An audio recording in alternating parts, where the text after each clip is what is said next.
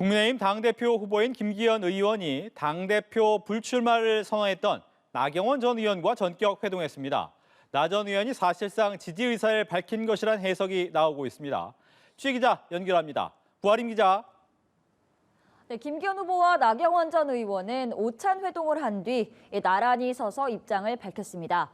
김기현 후보는 윤석열 정부의 성공과 총선 승리를 위해 나 전 의원에게 더 많은 자문을 구하겠다고 했고, 나 전 의원은 필요한 부분에 역할을 하겠다고 했는데요. 우선 영상으로 보시겠습니다.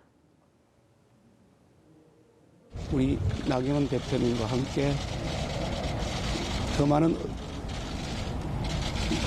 의견을 나누고 나 대표님의 자문을 구하도록 하겠습니다. 총선 승리를 위해서 이 필요한 부분에 대한 역할을 하겠다, 이렇게 알아주시면 좋겠습니다.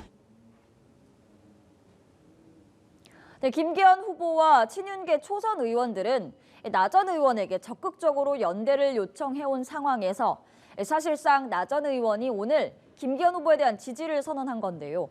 김기현, 안철수 양강 구도에 어떤 영향을 미칠지 주목됩니다.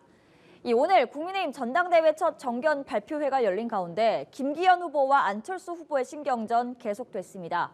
김 후보는 SNS에 안철수 후보가 2012년 대선 당시 요즘 세상에 간첩이 어디 있느냐라고 말했었다며 지금도 같은 생각인지 밝혀야 한다고 했습니다.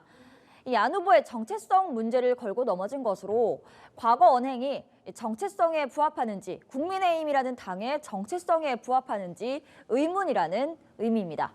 이에 안 후보는 지난 대선 당시 윤석열 당시 후보와의 단일화를 통해 자신의 생각을 이미 증명했다고 밝혔고, SNS에서도 국민과 당원이 판단할 것이라며 정체성 공세를 재차 반박했습니다. 또 윤한연대 발언을 둘러싼 대통령실과의 갈등에 대해서는 용산 대통령실 입장을 존중해 그런 표현을 쓰지 않겠다고 했다며 자세를 낮췄습니다.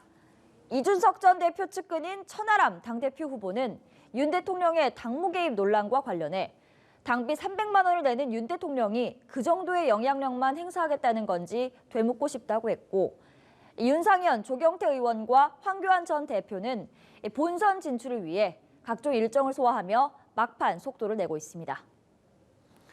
야권 상황도 살펴보죠. 더불어민주당 이재명 대표 이번 주 금요일 검찰에 다시 출석한다고요. 그렇습니다. 이재명 대표는 대장동 개발 의혹과 관련한 조사를 받기 위해 오늘 금요일 서울중앙지검에 출석하겠다고 밝혔습니다. 영상으로 직접 보시겠습니다. 출석에는 지도부 의원님들 다 안 간다고 보시면 될까요? 제가 오지 말라고 신신당부했습니다.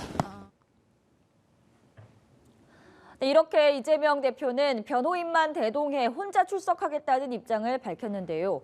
이 대표는 당무에 주력하기 위해 주말 출석을 요청했지만 검찰이 주중 출석을 고집했다고 민주당 안호영 대변인이 설명했습니다.